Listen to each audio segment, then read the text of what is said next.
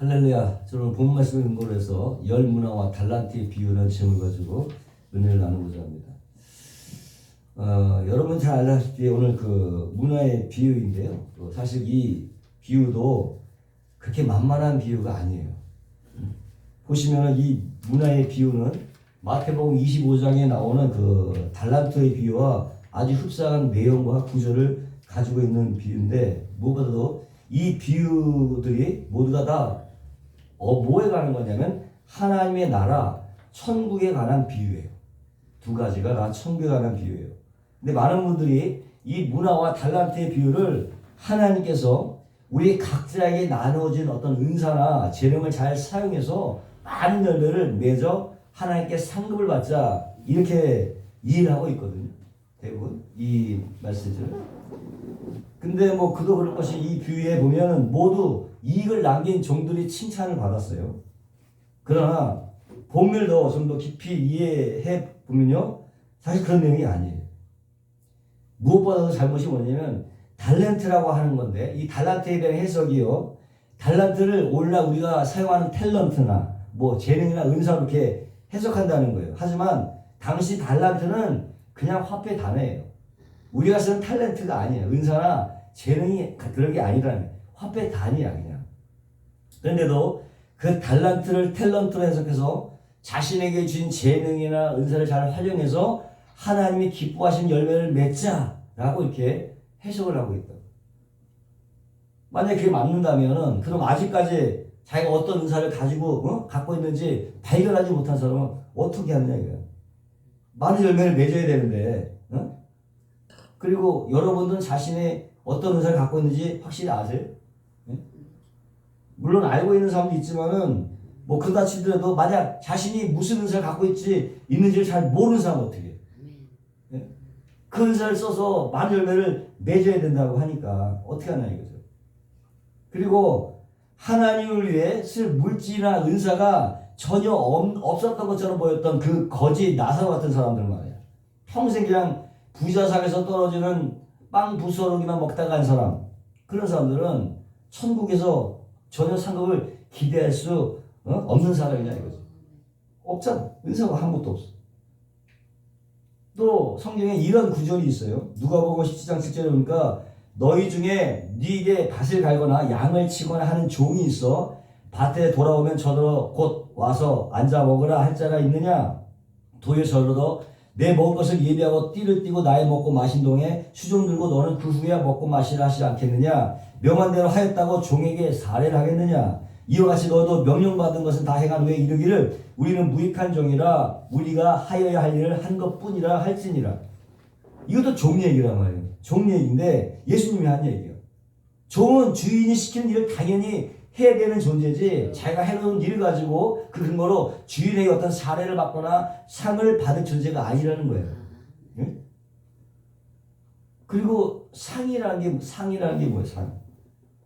상이라는 것은 다른 사람보다 더 나은 결과, 더 나은 평가, 더 풍성한 어떤 잉여를 얻어내서 타인과의 비교 상대적인 우위를 누리고 즐기는 것을 그 내용으로 하고 있는 게 상이잖아요. 응? 그게 아니라면 뭐 상 받을 이유가 없잖아. 모든 사람이 왜 상을 원해? 예? 다른 사람과 비유해서 상대적인 우위를 누리고 즐기기 위해서 상을 요구하는 거란 말이죠. 예? 근데 만약에 천국에서도 그와 같은 상급의 개념이 있다면은 정말 그가 천국이 될 수 있느냐? 천국에도 상급이 있어. 천국이라는 게 뭐야? 모두 각자가 다 절대 만족과 절대 행복을 누리는 곳 아니에요? 어? 그런 곳에 격차와 우열이 있다? 과연 그런 곳에 절대 만족과 행복이 있을 수 있겠느냐 이거죠. 그 자체가 모순이라는 거죠. 상이 존재한다는 거는.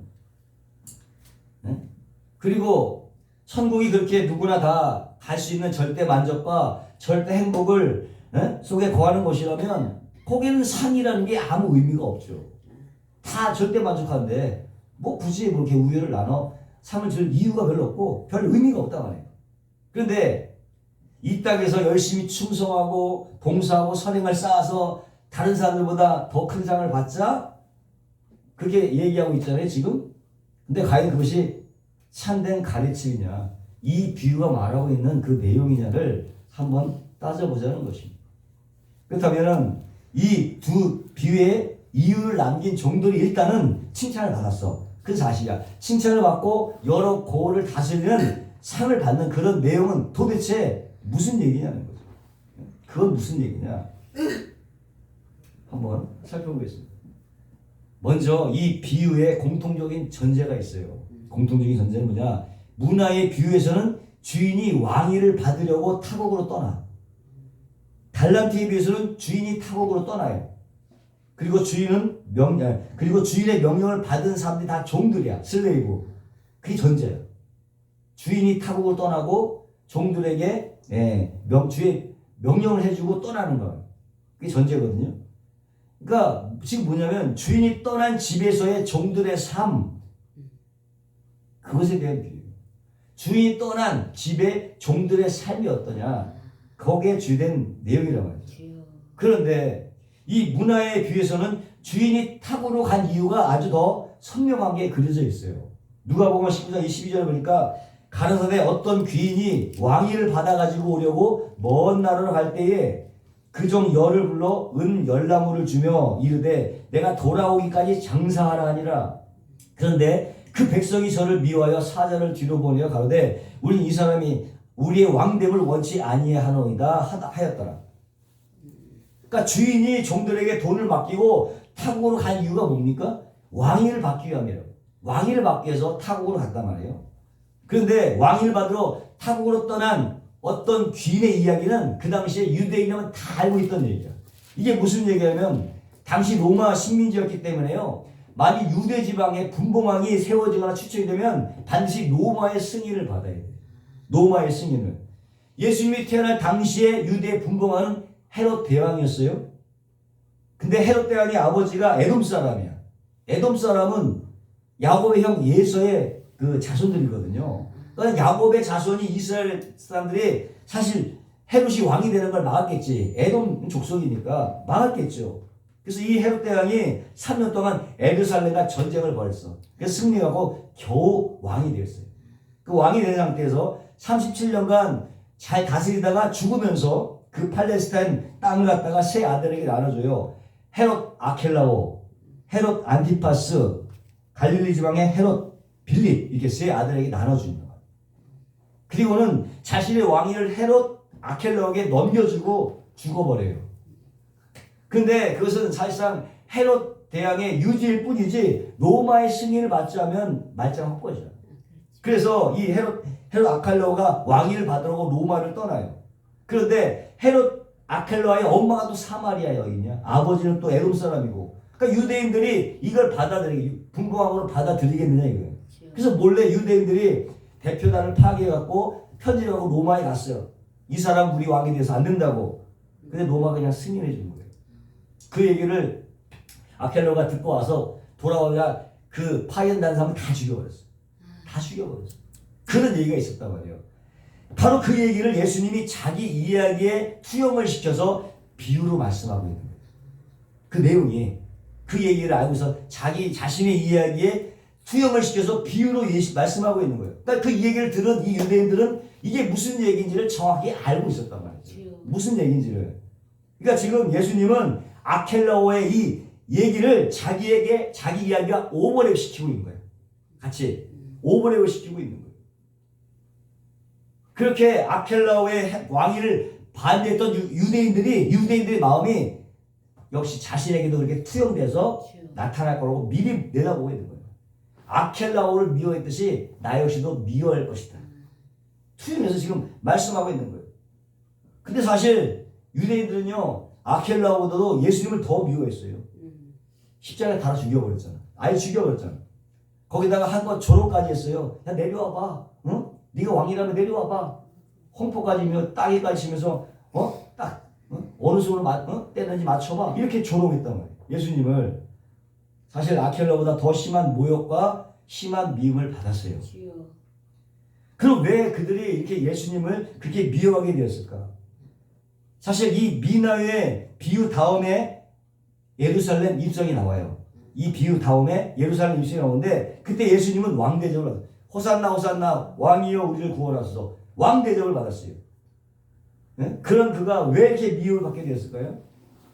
그들은요 예수님이 예루살렘에 입성만 하면 풍량도 잠잠케 하고 죽은 자도 살려내고 정말 보잘것없는 식량으로 수만 명을 먹여 살리는 그 기적 같은 능력으로 다윗 왕국을 재건할 수 있을 것이라고 믿고 있었다. 응? 그래서 그렇게 환호하고 반겼던 거예요. 바로 하나님의 나라에 대한 뭐야? 오해였죠.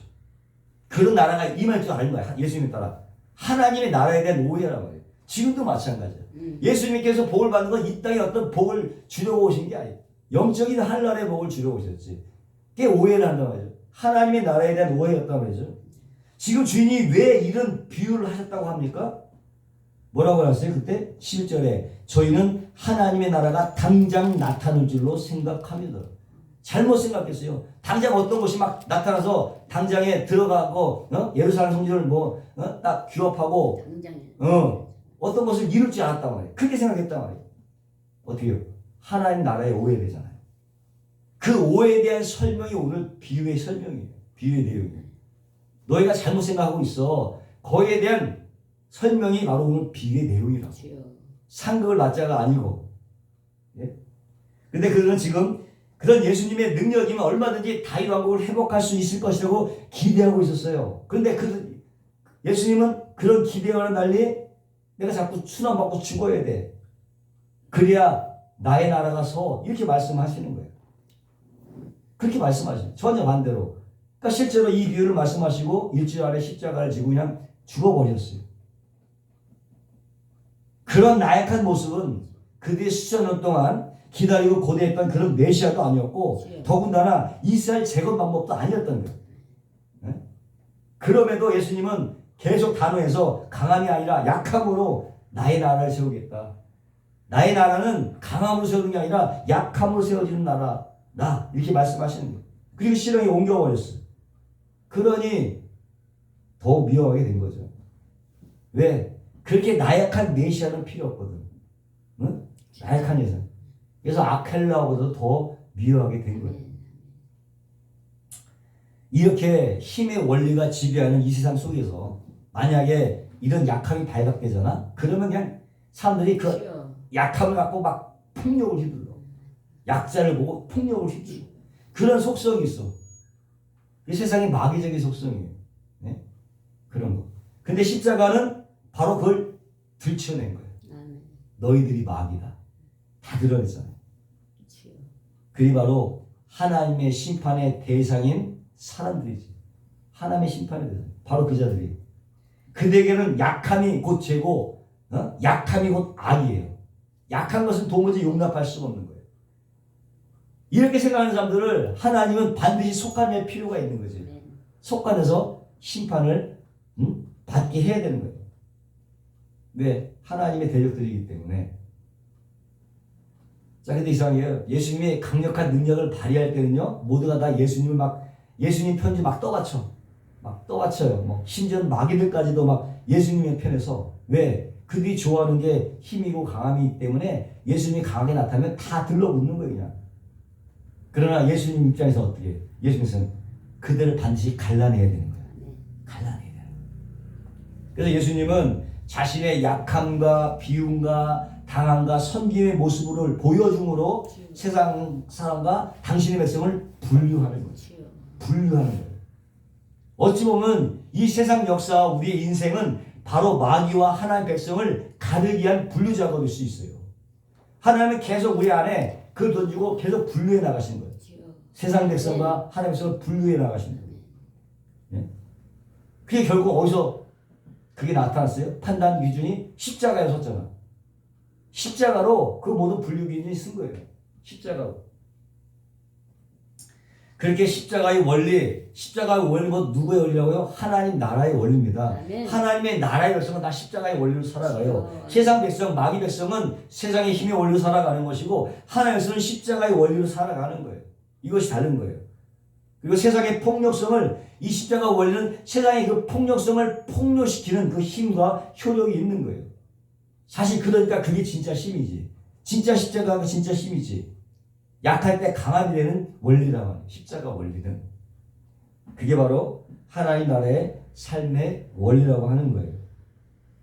자, 그렇게 예수님은 어떻게 당신의 순환과 십자가에 의해서 하나님의 나라를 성취해냈어요. 그리고 당신이 부활이 뭐야? 왕되심을 증명해 보이신 거예요. 하나님이 부활시키려고 왕되심을 증명하신 거예요. 오늘이 부활절인데 바로 그 부활이 그 증거야. 너가 승리자다, 너가 왕이야. 하나님이 인정해 주신 거예요. 살려냈잖아요. 응? 너가 진짜 왕이야. 네가 비록 십자가에 맞아 죽었지만 그것이 바로 신인 거야. 이렇게 하나님의 인정을 해주신 거예요. 그래서 부활시켜 주신 거예요. 그런데 이렇게 예수님은 십자가로 당신의 나라를 이뤄놓으시고 그런데 훌쩍 하늘나라로 떠나가 버렸어요. 하늘나라 떠나. 이제 진짜 왕의 부재 상태가 됐어. 진짜 왕의 부재 상태가 된 거예요. 뿐만 아니라 하나님의 나라 또한 또 겨자씨처럼 또 누룩처럼 완전히 감춰버렸어요. 하나님의 나라 또한. 이것이 바로 하나님 나라의 은닉성이에요. 하나님 나라는 눈에 보이지 않습니다. 하나님 나라의 은닉성. 이제 그러니까 하나님의 나라도 감춰졌고 하나님 나라의 왕도 감춰져 있어요. 하지만 어떻게 선택받은 하나님의 백성들은 들에게만 뭘로 봅니까? 그게 믿음으로만 보이게 하셨다고 합니다. 하나님은 감춰졌지만 왕도 감춰졌지만 믿는 백성들에게는 믿음으로만 보이게 만드셨어요. 그래서 그들만이 하나님과 하나님의 나라와 하나님 나라의 왕을 볼 수 있는 거예요. 나머지 사람은 볼 수가 없는 거예요. 그런 세상에 가서 하나님이 미끼를 딱 던져줘. 미끼를 딱 던져주세요. 내가 다시 오마. 미끼를 딱 던져줘요. 그러니까 어떻게 세상 사람들이 그 미끼를 덥석 물고 야 왕이 오긴 뭐가 오냐? 어? 그 왕이 진짜 힘있는 왕이라면 너희를 이렇게 두고 그냥 떠날 수 있겠냐? 라고 미끼를 덥석 물어버려. 떨어져 무섭게. 그런 세상은요, 그냥 물속에 어떻게, 물고기 나오면 심판이었잖아요. 끌어올려져 갖고, 미끼를 물었으니까 그 세상을 끌어올려갖고, 나중에는 심판에 들어가게 되는 거예요. 그것이. 하지만 믿는 사람들은요, 믿음으로 왕과 왕의 나라를 본단 말이죠. 믿음으로. 그렇게 해서 세상과 교회가 분리가 되는 거예요. 믿는 자와 믿지 않는 자가 분리가 되는 거예요. 그렇게 해서. 그러면 세상은 그렇게 부재 속에 은닉되어 있는 하나님의 나라의 왕을 세상 사람들은 어떻게 평가할까요? 어떻게? 베드로서 3장 3절과 4절에 먼저 이것을 알지니 말세에 기롱하는 자들이 와서 자기의 정령조차 행하며 기롱하며 가로되 주의 강림하신다는 약속이 어디 있느뇨? 조상들이 잔으로부터 마음을 처음 창조할 때까지 같이 그냥 있다 하니. 강림하는 약속이 어디 있느냐고. 조롱하는 거예요 지금. 세상이. 예수님은 왕도 아니고 다시 오지도 않을 거라는 거지. 그러면서 지들 멋대로 사는 거예요. 지들 멋대로. 그런 확신 속에서 세상의 대표단까지 파견해 갖고는 그분의 왕되심을 반대하는 유대인 그 안 속에서 유대인 안에 선명하게 그려지고 있는 게 그런 모습들이. 예, 그런 거죠. 그러나 그분은 강력한 하늘의 왕권을 수여한 채 지금 어떻게 하늘 보좌 위편에 앉아 계셔요. 이미 왕권을 수여한 채 보좌 위편에 앉아 계셔요. 예수님은. 사도행전 2장 35절에 보니까 내가 내 원수로 내 발등상이 되게 하기까지 너는 내 우편에 앉았으라 하셨도다 하셨으니 그런즉 이스라엘 온 집이 정령할지니 너희가 십자가에 못 박은 이 예수를 하나님이 주와 그리스도가 되게 하셨느니라 하니라. 하나님이 그를 주와 그리스도가 되게 하셨어요. 만물의 왕으로 삼으셨어요. 뭘로? 십자가로 말미암아. 그리고 하나님의 보좌 우편에 앉아 계시는 거죠. 그러니까 가시적으로는 이 땅에 오지 않아요. 아직 오진 않습니다. 한 언제까지 앉아 있으라고 해요? 원수들이 발등상이 되기까지 앉아 있으라. 무슨 얘기예요? 원수들의 정체를 완전히 폭로시켜갖고 그들이 하나님의 대적으로 완전히 분류해낼 때까지 그들을 앉혀놓는 거예요. 예수님은 미끼로 하나님 나라의 왕의 부재성과 하나님 나라의 은닉성을 그들에게 미끼로 던지고 계시는 거예요. 결국 미끼를 물은 그들이 하늘나라의 왕을 완전히 무시해버리고 죄인으로 완전히 폭로가 될 때 그때 가시적인 귀환을 하게 되는 거예요. 눈에 보이게끔 귀환하게 되는 거예요. 그것이 바로 재림인 거예요. 모든 죄악이 다 드러나게 될 때 그때 예수님께서 재림을 하시는 거예요.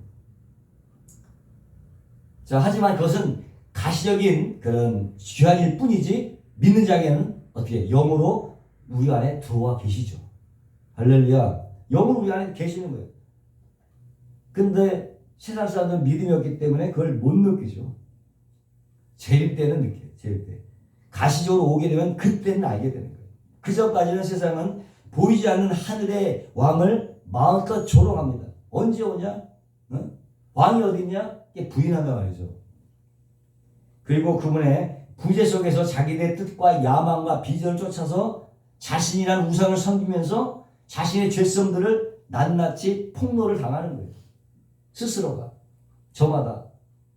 그것이 세상 사람들의 삶이라고 하는 거예요. 근데 그건 믿는 자도 마찬가지예요. 우리도 그 세상이 우리 안에 있잖아. 그 세상이 밖에 있나요? 우리 안에도 있단 말이에요. 세상이 그렇게 폭로가 될 때 구원받은 우리들도요, 마귀적인 성향이 우리 여전히 갖고 있잖아. 우리의 죄성도 완전히 폭로 당하게 돼 있어요. 우리도. 그러나 세상과 다른 점은 뭐냐? 하나님께 완전히 항복하는 자로 쓴다는 거지. 그 죄를 알고 주님밖에 없습니다 하고 주님께 항복하는 자로 하늘 왕의 귀환을 맞이하게 되는 거예요. 이게 다른 거예요. 믿는 자와 믿지 않는 자. 똑같이 죄가 있고 똑같이 폭로를 당하는데 믿는 자들은 그것을 깨닫고 하나님의 왕의 귀환 하나님께 돌아오는 거예요. 항복하는 자로 쓰는 게 것이고 세상 사람은 그저 그냥 여전히 제멋대로 가는 거죠. 그게 다른 거예요. 우리하고 그보다 깨끗해서 절대 그게 아니죠. 내 자신을 봐도 그렇잖아요. 그것 때문에 그런 것이 아니에요. 자, 하늘 왕의 부지의 기간, 즉 말세 기간 동안에 끝까지 자기 자신의 배만 위해서 사느라고 하늘 왕의 귀환을 조롱하고 자신들의 죄와 악을 완전하게 폭로당하는 이런 세상 죄인들과 자신들의 마귀적인 성향, 우리 안에 완전히 폭로당하고 하나님 앞에 우리 맞잖아요. 죄성이 폭로당하면서 하나님 앞에 완전히 항복하는 성도로 뚜렷이 이분이 되는 거예요. 똑같이 죄를 폭로당하는 건 마찬가지인데 우리는 하나님 앞에 항복하는 자로 나가게 되는 거예요. 둘 다 그 어두움과 죄성을 폭로당하기는 마찬가지야. 한쪽은 하나님의 향한 충성과 순종으로 돌아오게 되고 다른 한쪽은 그 왕의 부재를 조롱하면서 여전히 자신의 배를 우상으로 삼는 죄인으로 남게 되는 거예요. 그것이. 그러면은 이 세상의 역사와 인생은 하나님의 은혜를 떠난 자들의 죄가 폭로되고 드러나는 자리인 거예요. 이 세상의 역사와 우리 인생 가운데 뭐냐? 바로 하나님의 은혜를 떠난 자들의 죄가 폭로되고 드러나는 자리인 것입니다. 지금도 세상 돌아가는 거 보세요. 하나님이 다 드러나고 있잖아요. 스스로가 자신의 불합리와 자기의 죄들을 드러내고 있잖아요. 대놓고 하잖아요. 이제 그전에는 좀 숨어서 했는데 요즘 막 대놓고 하잖아요. 그 속에서 하나님의 백성들은요, 그걸 보면서 자신을 비우고 부인함으로 하나님께 돌아서는 거예요. 그런 걸 보고 믿는 자는. 근데 나머지 사람들은 끝까지 그걸 조롱하다가 영원한 사망으로 들어가게 되는 것입니다. 그리고 그것은 하나님의 편애 속에서 창세전에 이미 갈라져 있어요. 그 예정이라고 하는 것이고 하나님의 편애, 하나님의 선택이라고 하는 거예요. 하나님의 일방적인 선택이에요. 그건. 또 열처녀 비유에서도 보면요, 이것도 오해가 많아요. 열처녀의 그 비유에 보면은 기름을 준비한 자와 준비 않은 자의 어떤 성실성과 열심에 관한 이 얘기가 아니에요. 혹자는 기름을 갖다가 무슨 성령이라고 하고 그런 믿음이라고 말씀을 하시는데, 만약 그렇다면요, 나중에 어리석은 처녀들도요 기름을 사러 갔다가 사가지고 왔어. 사가지고 왔단 말이야. 근데 문은 닫혀 있었지. 일단 기름이 없어서 사러 갔다가 사가지고 왔어. 그 시간에. 그러면 기름이 성령인데 성령과 믿음을 살 수 있는 거예요? 어떻게 살 거야? 그 기름이라고 설명하다 있다니까.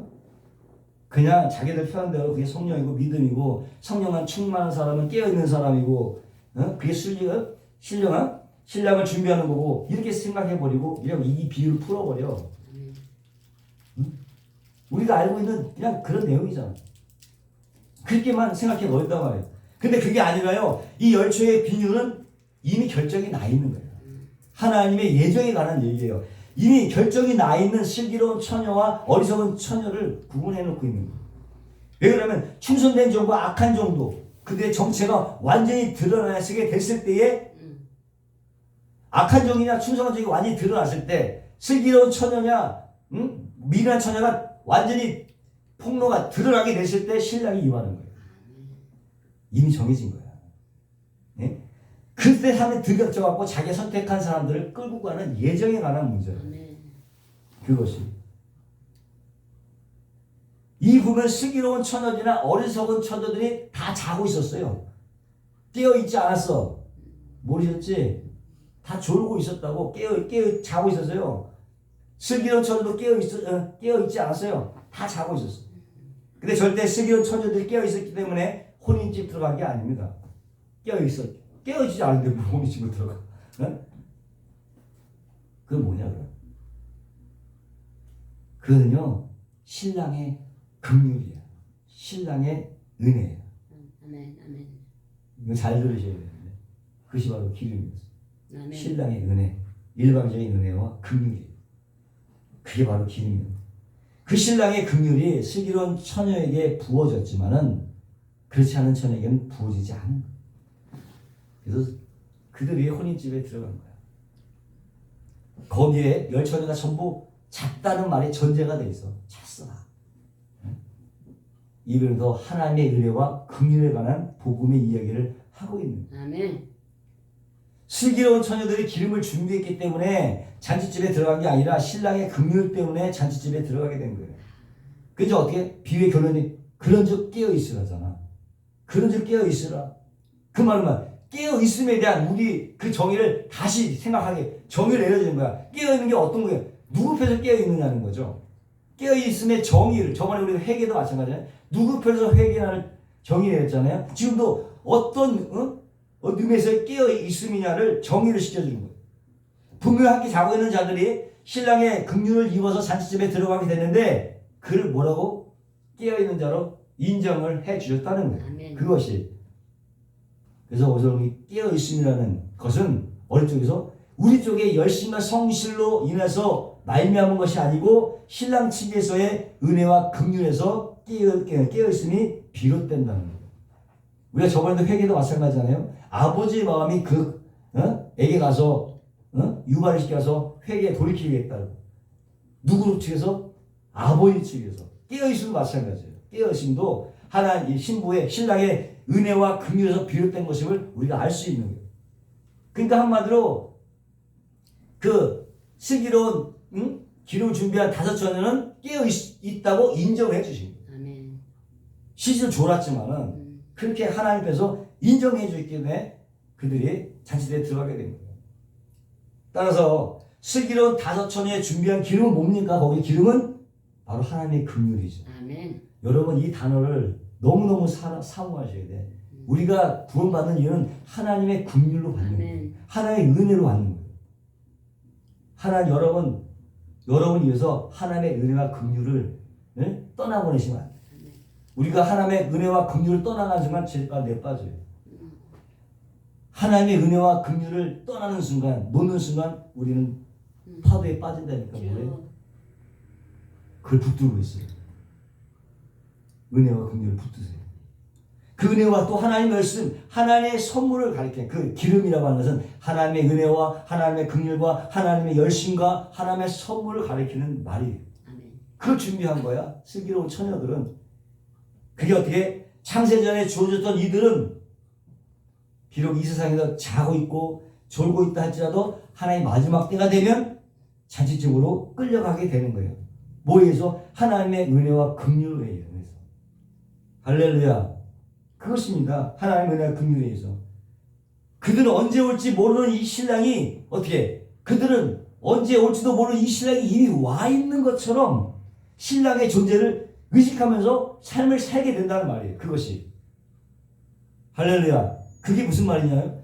바로 언제 올지 모르는 그 신랑이 이미 와 있는 것처럼 신랑의 존재를 의식하면서 삶을 살게 된다는 거예요. 할렐루야. 그것입니다. 의식하는 거예요.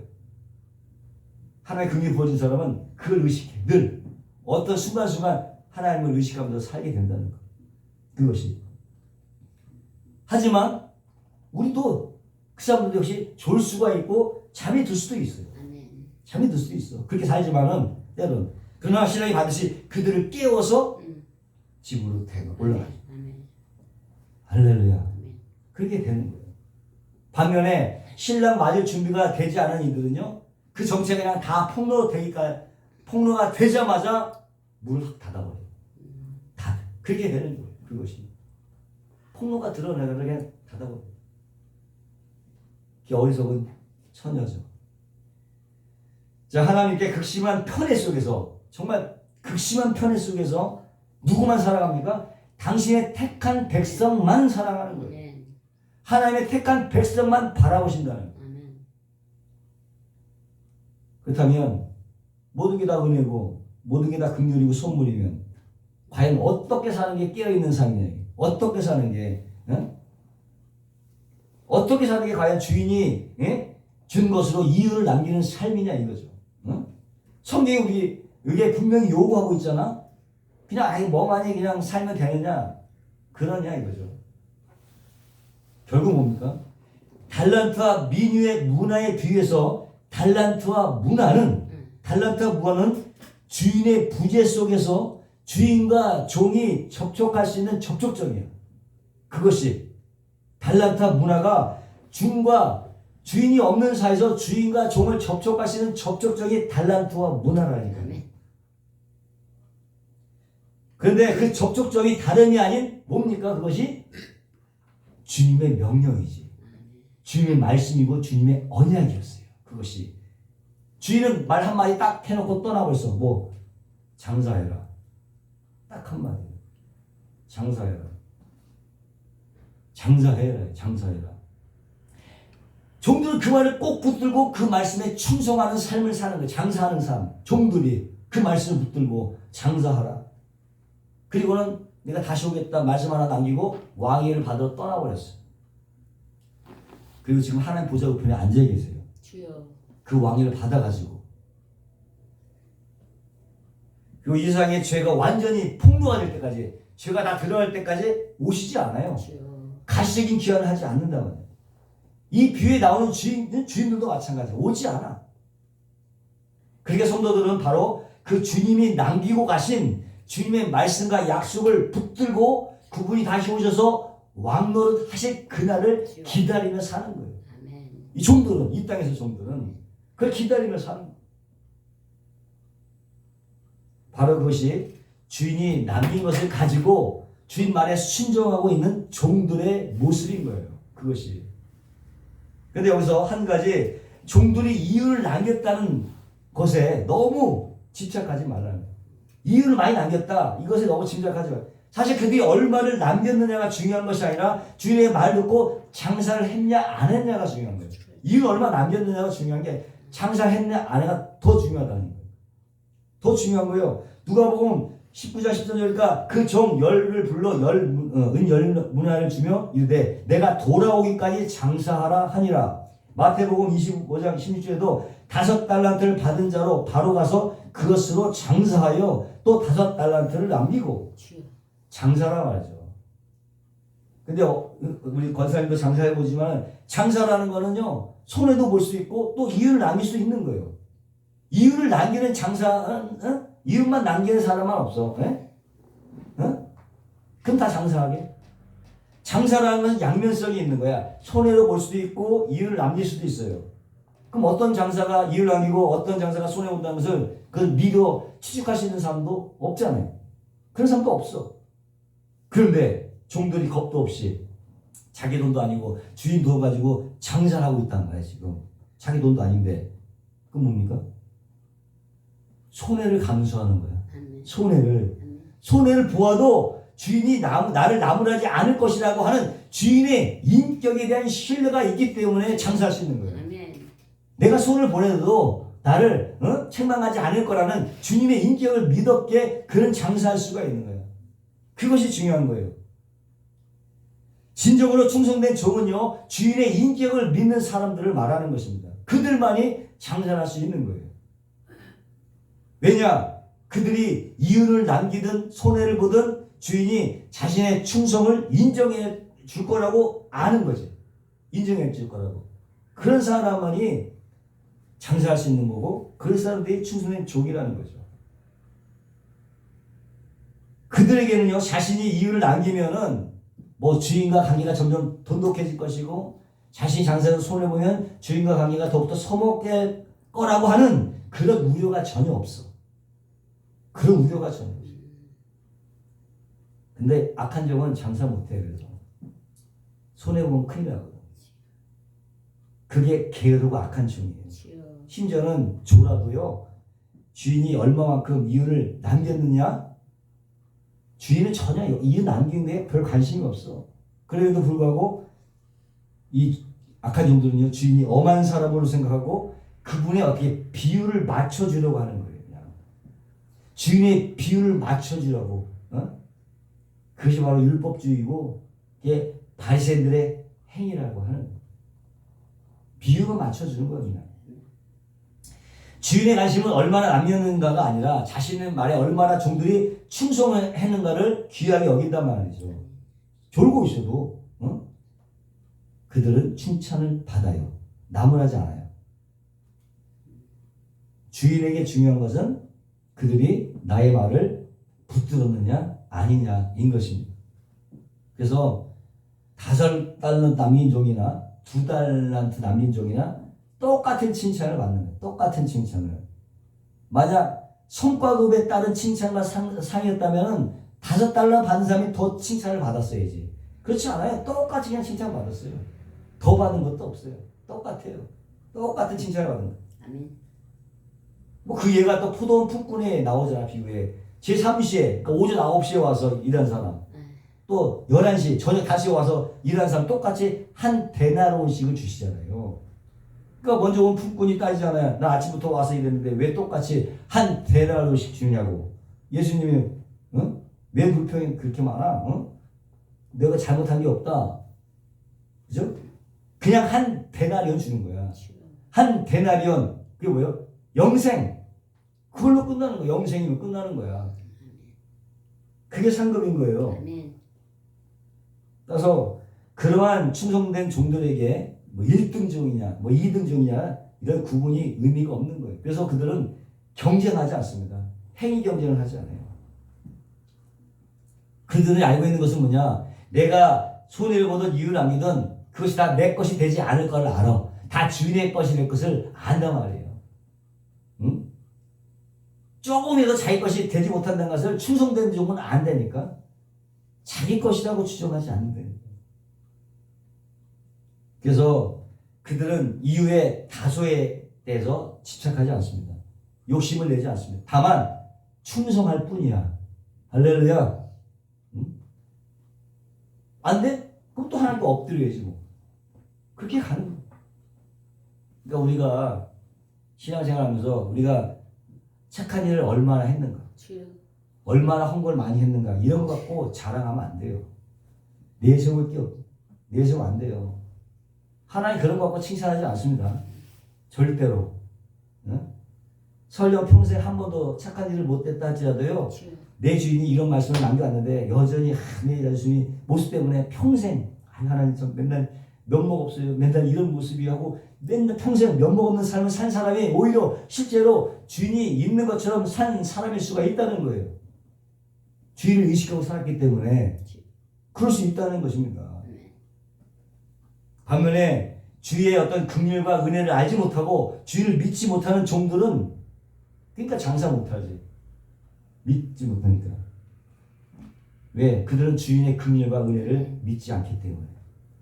손해는 바로 주인의 꾸중으로 이어질 것이라고 그런 생각을 갖고 있기 때문에 그럼 안 되지. 장사 안 하는 거야. 위험을 감수하지 않는 거야. 그것이 바로 율법주의자요, 인본주의자요. 절대로 주의 말을, 주님 말씀을 이행할 수가 없어요. 그들은 그 주인의 크고 넓은 은혜의 품속에 있는 그 자유의 복음을 절대로 못 받아들여. 자유의 복음을. 어떻게 그냥 땅에 묻어두는 거지 그냥. 땅에 묻어두는 수밖에 없어요. 결국 그들이 할 수 있는 것은요. 절대 손해를 보지 말아야지. 최소한 주인의 비율을 맞춰줘야지 하면서 자신의 힘과 자신의 지혜를 사용해서 주님의 뜻과는 다른 행동을 해버리는 거예요. 할렐루야. 다른 뜻, 주님의 뜻과 다른 행동을 해버리는 거예요. 자기 생각대로 판단해갖고 네? 그게 달란트와 문화를 수건에 싸서 땅에 묻어둔 종의 모습인 거예요. 그것이 주인이 장사하라고 했으면은 그냥 주인의 인격을 믿고 손해 보든 이유를 남기든 장사를 해야 되는데 주인에게 손해를 비면은 자신에게 해가 될까봐 자신의 지혜를 이용해서 다른 방법을 강구해 버리는 거예요. 장사라고 하는데 자기 지혜를 그냥 묻어버린 거예요. 자기 지혜로. 바로 그 얘기를 지금 하고 있는 거예요.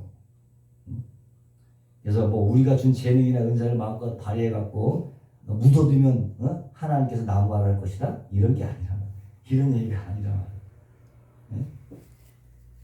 그게 바로 바리새인들의 율법 지킴이었어. 바리새인들의 하나님의 비율 맞추 하나의 비율을 맞추기 위해서 율법을 지키려고 애를 썼단 말이에요. 그것이 네? 그것이 바로 달란트와 문화를 수건에 써서 묻어버린 행위라는 거죠.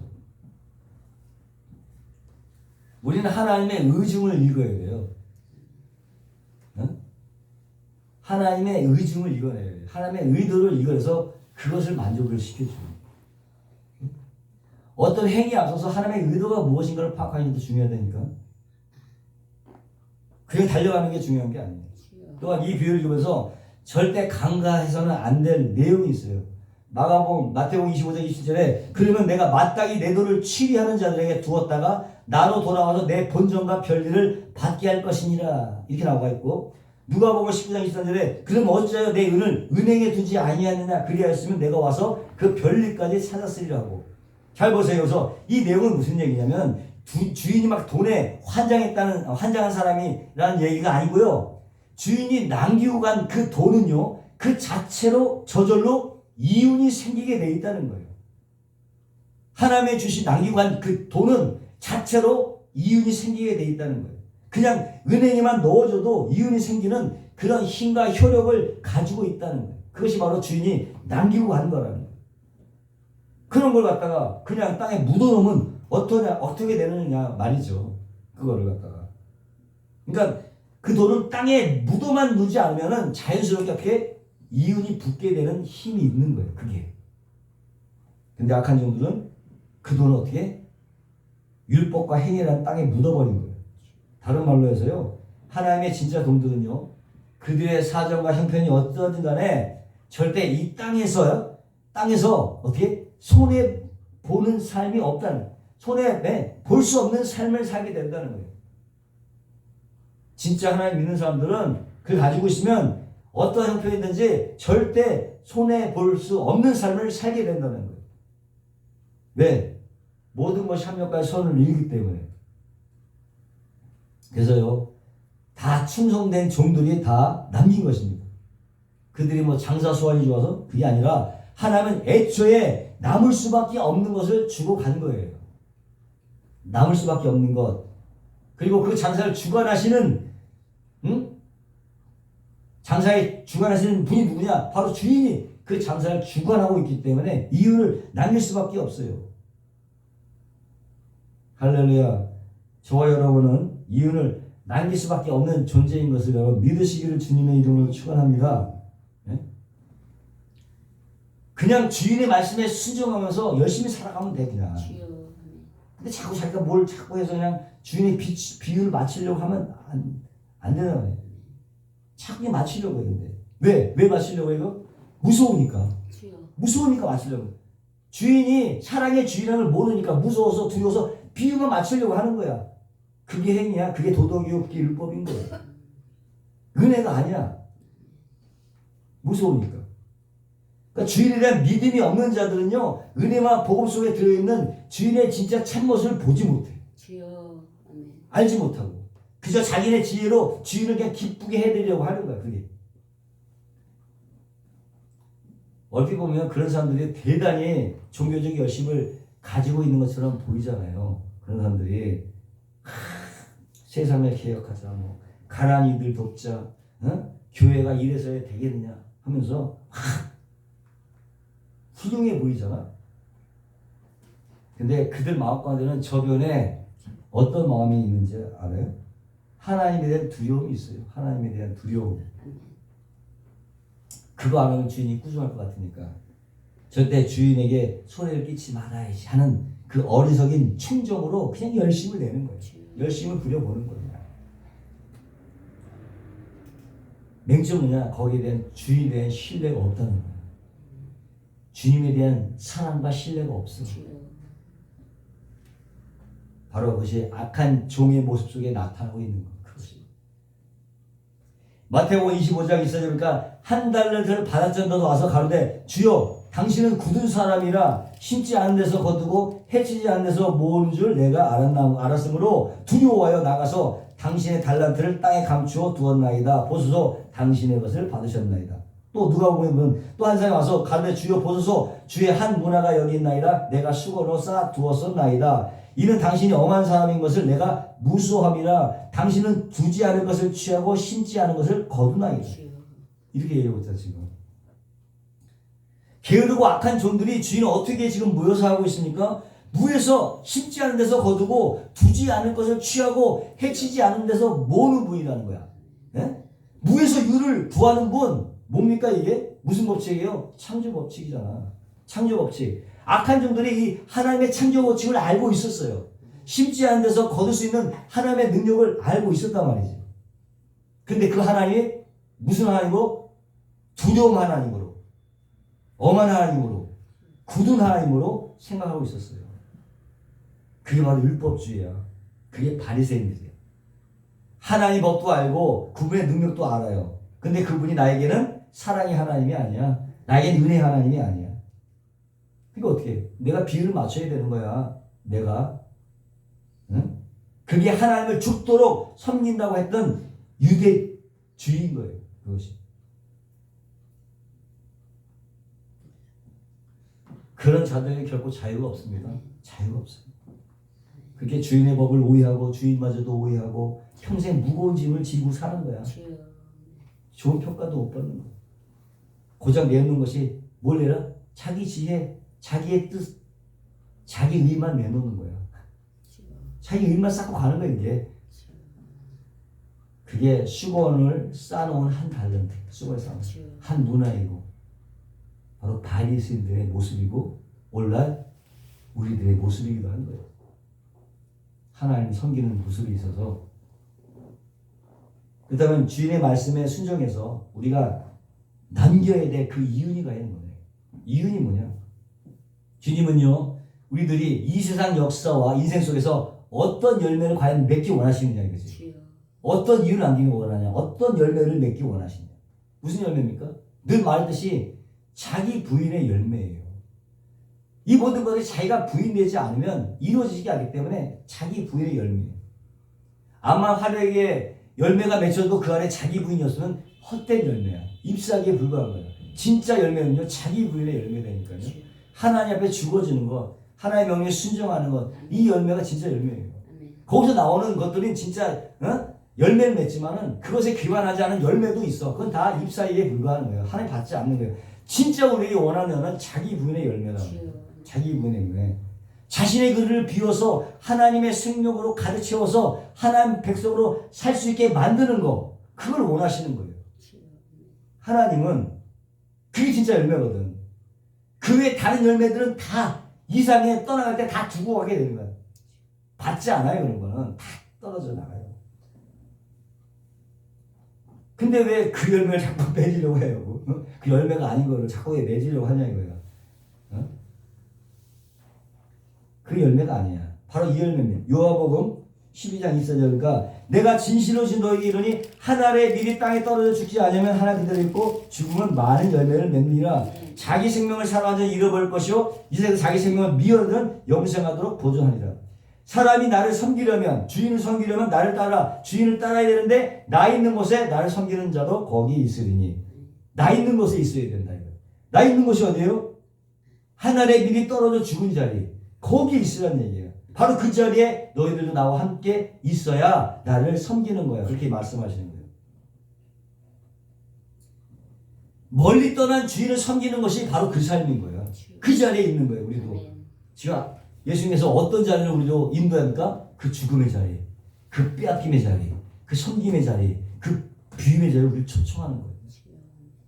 아무리 다른 거 다 잘해도 그 자리로 가길 거부하면 그거는 하나님의 뜻에 합당한 삶이 아닌 거예요.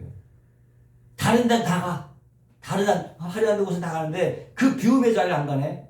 하나님 그 자리를 초청하는데 다른 데 다 가도 그 자리에 안 가면 하나님께 순종하는 게 아니에요. 다른 자리에 못 간다 할지라도 그 자리에만 가 있으면 하나님께 칭찬을 받는 거예요. 할렐루야. 그 자리로 초청하고 있다는 것이요. 그리고 거기서 진짜 열매가 맺혀지는 거예요. 잎사귀가 아닌 진짜 열매가 그 자리에서 맺혀지는 거예요. 근데 그 자리는 안 가려고 그래, 전부 다.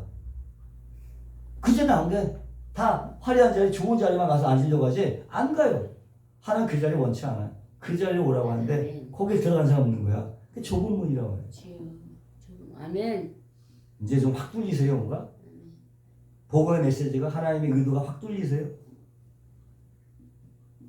그래 이 열매는 우리가 배신하고 대파에 죽으시는 예수라는 미란에 의해서 맺혀졌고요. 가시적으로 맺혀지게 돼 있어요. 이 안에. 왜? 그 뭐야? already not yet. 이미 되었지만 되어져 가는 과정이 있다는 거예요. 그게 여기 적용이 되는 거예요. 요한복음 15장 4절에 보니까 내 안에 거하라 나 너희 안에 거하리라. 가지가 어떻게 열매를 맺는 방법이 있어. 우리가 맺는 게 아니라 가지가 포도나무에 붙어 있어야 되는 거예요. 아멘. 우리가 맺는 게 아닙니다. 포도나무가 맺게 하시는 거예요. 우리 할 일은 포도나무에 붙어 있으면 되는 거야. 우리가 포도나무 열매를 못 맺는데 가지가 무슨 포도나무에 열매를 맺어요. 우린 붙어 있으면 되는 거예요. 절로 과실이 맺을 수 없는 같이 너도 내 안에 있지 않으면 그러하리라. 나는 포도나무에 너희를 가지니 저가 내 안에 내가 절에서 이 사람은 과실을 많이 맺나니 나를 떠나서는 너희가 아무것도 할 수 없느니라. 하나님을 떠나서는 열매가 안 맺혀지는 거예요. 그건 다 잎사귀야. 하나님 원치 않는 일. 열매 맺는 방법은 하나님 안에 거하는 것밖에 없어요. 그 열매를 내가 맺습니까? 누가 맺는? 포도나무가 맺어요. 예수님이 맺는 거예요. 가지가 맺는 거 아닙니다. 내가 맺는 거 아닙니다. 예수님이 맺는 거예요. 그 착각을 해. 내가 맺는 줄 알고 착각을 한다니까. 그러니까 깨어있던 슬기로운 처녀 갖고 있던 기름이 뭐냐? 바로 하나님의 은혜야. 그 은혜를 붙들고 있는 거예요. 그냥 은혜 안에 머물고 있는 거예요. 우리도 마찬가지. 예수님을 붙들고 있어야 돼요. 예수님을 놓는 순간 그냥 세상 떨어지는 거예요. 떨어지면 어떻게 해? 다시 또 붙들어야지 뭐. 그밖에 없어요. 예수님 안에 거하는 것밖에 없어요. 은혜를 붙드는 것밖에 없어요. 그만 꼭 붙잡고 있는 거예요. 그 하나님이 맺은 열매가 기름으로 들려져 있었던 것이고 졸고 있음에도 불구하고 자고 있음에도 불구하고 그냥 하나님 나라로 끌려간다. 그것 때문에 붙들고 있었기 때문에. 그래서 그것이 바로 은혜요 복음이라고 합니다. 행위가 아닙니다. 네? 그래서 충성된 종들의 장사는 늘 어떻게 수지 많은 장사일 수밖에 없어. 수지 많은 장사. 왜? 주인이 열매를 맺기 때문에. 주님이 장사하시는 거거든. 또 이유를 알릴 수밖에 없는 것을 주고 왔거든. 그냥 말씀에 순종해서 하면 되는 거야 우리는.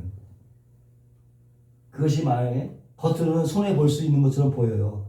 망한 것처럼 보일 수도 있고요. 좋은 것처럼 보일 수도 있고 겉으로는 잠을 자는 것처럼 보일 수도 있어요. 그러나 주인은 그 속에서 반드시 이윤을 챙겨가시는 분이에요. 그 속에서 그런 좋은 수도 챙겨가시는 분이에요. 그게 하나님이지. 합력하여 손을 이루시는 하나님 내 안에서 졸 때도 있고 이러다가 있어도 그래도 손을 이루는 것입니다. 그래서 우리는 그러한 주님을 신뢰하면서 계속 하나님 앞에 부인을 당하는 삶을 사는 거예요. 부인 당하는 삶. 내가 부인을 당하면 당할수록 어떻게 성령이 역사하시잖아요. 내가 부인당하면 성령이 역사하시고 내 안에 예수라는 열매가 맺혀지게 되는 거예요. 그것이 우리가 남겨야 될 이유인 거예요. 결국 뭡니까? 자기를 하나님 은혜 앞에 낮추는 거예요. 부인하는 거예요. 거기서 자기 사랑이 벌어지고 바로 이웃과 하나님 사랑으로 나갈 수 있는 거예요. 자기가 부인되지 않으면 이웃 사랑, 하나님 사랑 안 돼요. 그게 주인을 섬기는 거고 주인께 충성하는 거예요. 달란트 비유나 문화에 대해서 종들이 남긴 이유는 종들이 챙기지 않았어요. 전부 주인이 다 가져갔어요. 한 푼도 종들에게 안 줬어요. 응? 종은 어떻게 그래? 빼앗기는 거야 그냥. 주여. 종은 그냥 빼앗기는 거야. 자신의 힘과 노력과 시간을 주인에게 빼앗기면서 주인의 한 말을 지키느라고 장사하고 또 시간을 빼앗으면서 결국 이 주인이 오니까 다 빼앗기는 거야. 종들은 그런 거예요. 그것이 성도의 장사고 그게 바로 충성된 종이라는 거예요. 그렇게 자기 주장이나 자아 숭배나 자기 사랑이나 옛 사람이나 세상의 힘, 집착, 중독 이런 것들이 하나하나 빼앗기는 거예요.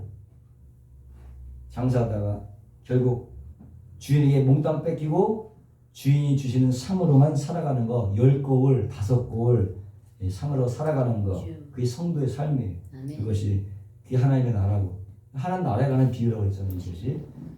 그래서 둘 다 하나님의 나라에 관한 것인데 라고 이렇게 시작하면서 비유가 말씀 드리고 있는 거예요. 그니 무슨 자기 재능과 은사를 가지고 업적을 쌓겠어. 어?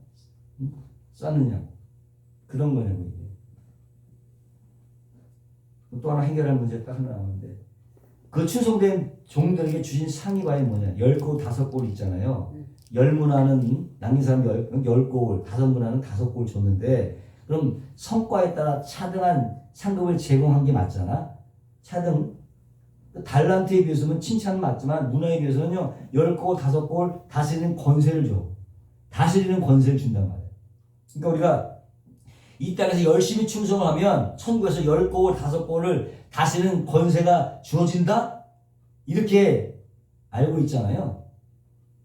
근데 본문에 누가복음 18장에 보면은 이런 얘기가 본문 앞장에 삭개오를 구원하시고 문화에 말씀하기 전에 여리고에서 소경 바디멜을 고치는 사건이 연결되고 있는데 그 앞에 무슨 사건이 있냐면은 야고보와 요한이 엄마를 데리고 와서 예루살렘에 입성하니까 이제 곧 하나가 임하니까 나를 좌하고 우편에 앉게 달라고 그 말씀을 하잖아요. 그때 제단에 화가 났어. 자기도 그 자리에 올라가고 싶기 때문에 그때 뭐라고 지금 말씀하시냐? 여기 이렇게 말씀하시냐?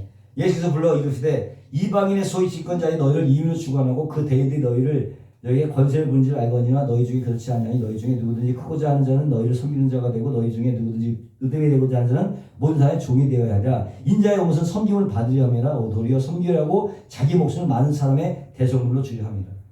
주님은 다스리는 사람들이 되게 해달라는 이 제자들에게 뭐라고 얘기해요? 세상의 통치자와 하나님의 통치자가 달라.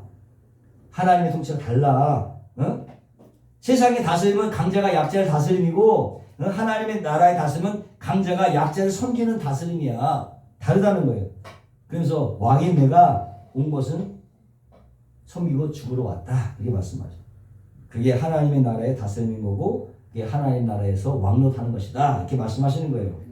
그리고 이 비유가 이어지는 거야.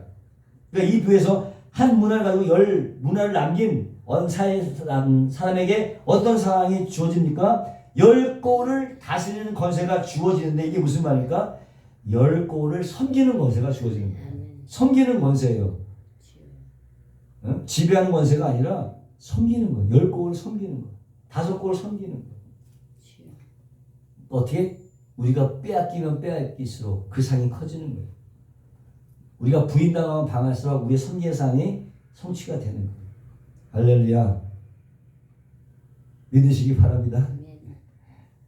우리는요 충성된 종으로 부르심을 받았어요. 그게 결정이 돼 있어. 우리가 우리가 어떻게 생각하면 우리는 충성된 종으로 결정이 돼 있어. 하나님의 편에 속에서 슬기로운 다처녀예요. 다섯처녀예요. 우리가 그 사람은 반드시 이윤을 남기게 되어 있어요. 자신을 점점 비워내고 타인의 손해와 상함을 감수하고 이웃을 섬기고 하나님 섬기고 사랑한 자로 지어져 가게 되어 있는 거예요. 왜? 누가 장사? 주인이 장사하기 때문에. 포도나무가 스스로 우리 가지를 위해서 열매를 맺게 하시거든. 우리 위해서. 포도나무가. 응? 무슨 우리의 선택이 아니라 우리 결심이 아니라 하나님의 결심. 종이 주인을 선택하는 게 아니에요. 주인이 종을 선택하는 거죠. 주인이 종을. 네? 그래서 우리는 주인의 선택을 받은 종들이에요. 아멘. 아멘? 아멘. 그렇지 않은 사람들 지가 주인이지. 지가 주인이고 지가 하나님이고 오히려 하나님을 종으로 부려먹는 사람들이지. 그게 때문에 어떤 종교행위나 도덕적 선행 등으로 하나님의 비유를 맞추려고 시도하기 전에 하나님의 사랑과 은혜와 긍휼에 먼저 우리 자신을 던지시기를 바랍니다. 은혜의 복음 안에 그냥 던져버리시기 바랍니다. 아멘. 푹 쥐어주시기 바랍니다. 매 순간 자신의 연약함과 부족함을 고백하면서 내 안에 이미 살아계시고 역사하시는 성령님께 도움을 구하시기 바랍니다. 그것이 바로 멀리 떠난 왕을 내 곁에 두고 사는 충성된 종의 삶이에요. 아멘. 성령님을 의지하는 날마다. 있는 자는 풍성히 받는. 뭐가 있습니까? 예수가 있는 자, 성령이 있는 자가 풍성히 받는 거예요.